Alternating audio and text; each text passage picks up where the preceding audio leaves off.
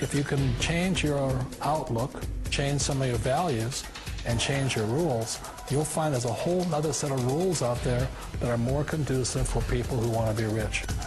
The story of Rich Dad, Poor Dad is really a story of two different fathers with two different sets of values and completely different sets of advice. So I don't mean to insult anybody or, to damage your values, but really that was the difference. For example, my poor dad always said, go to school, get good grades, get a high-paying job, work hard, live below your means, save money, get out of debt, have a good retirement plan. And that was my poor dad's values. My rich dad said, you probably won't get rich doing that way because very few people get rich following that plan. But you thought saving money made you money. If you take a look at this 40-year run on the dollar is designed economically to lose money every single year. So why would you save something that loses money every year? And what this means for somebody on retirement plans is that after you retire, the value of your dollar goes down and your cost of living keeps going up. To my rich dad, that was bad advice and made no sense. Again, it was different value. An important diagram my rich dad showed me when I was a little boy was a diagram known as a cash flow quadrant. And the quadrant is made up of the 4 different people who make up the world of business. So my rich dad said, in the world of business, there's E's. And E's stand for employees. An employee, he says, you can always tell who they are by their core values. And what the employee, whether the president or the janitor of the company, will always say the same words. The words are, I'm looking for a safe, secure job with benefits. That's what makes them an employee, because their core values are security. The other one of the 4 is the S, or the small business owner or the self-employed. And again, their core values will cause them to use the same words, which are, if you want it done right, do it by yourself. S means they're also solo. They're generally one-person act, or they operate by themselves. On the right side of the quadrant are the B's. And what Rich Dad said the B stood for was big business, or like Bill Gates. Forbes defines big business as 500 employees or more.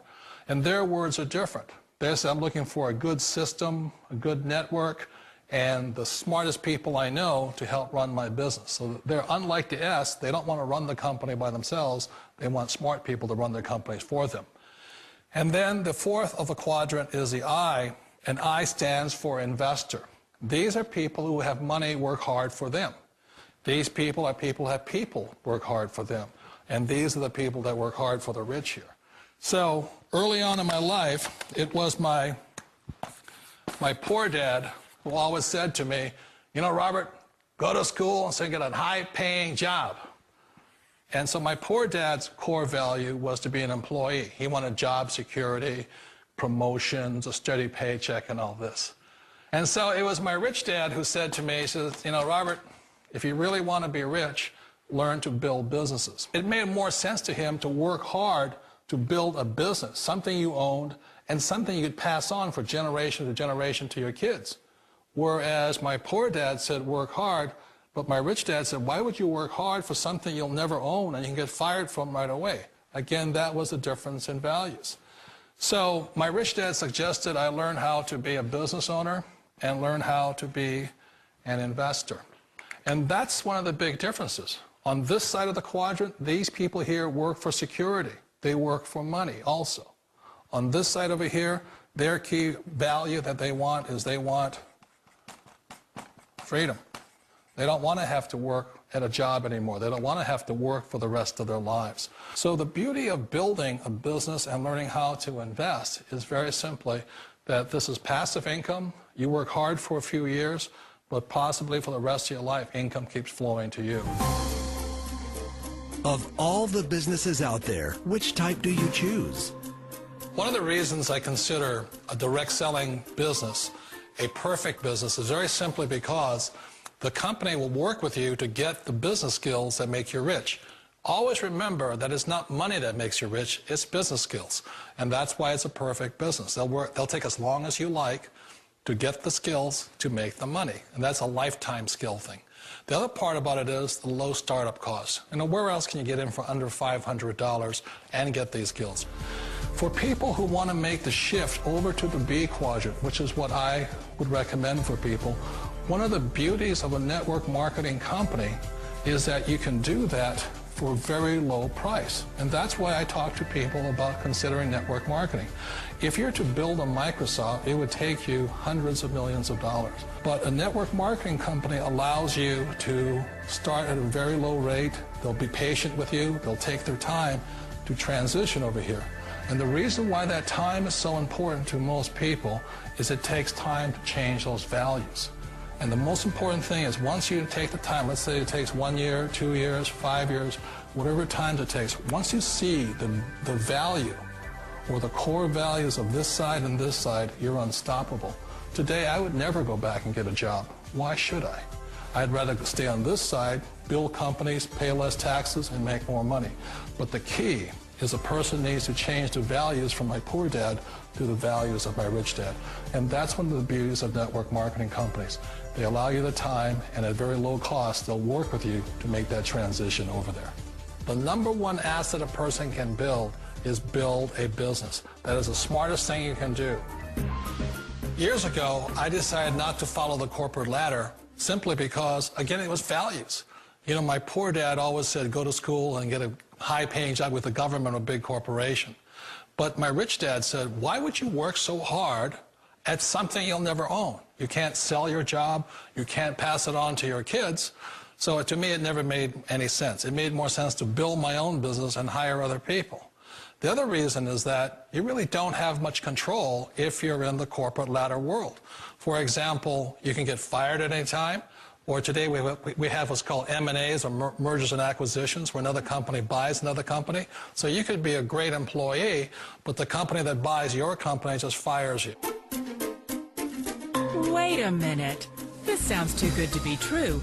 Like one of those get-rich-quick schemes. It's not a get-rich-quick formula. You don't just do it overnight. It takes time. I still remember the first time I made that transition was back in 1978 when I fully quit my job and I had to depend upon my company that I was building to support me. So I understand the fear. The beauty, the most important thing to remember is this. There's two kinds of people in the world. There are the types that will say, you'll never make it.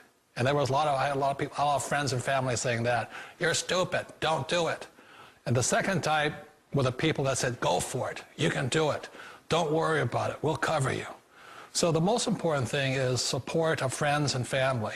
One of the beauties of a direct selling company is that they provide that personal support to you for as long as it takes you to make the journey from the left side to my rich dad side.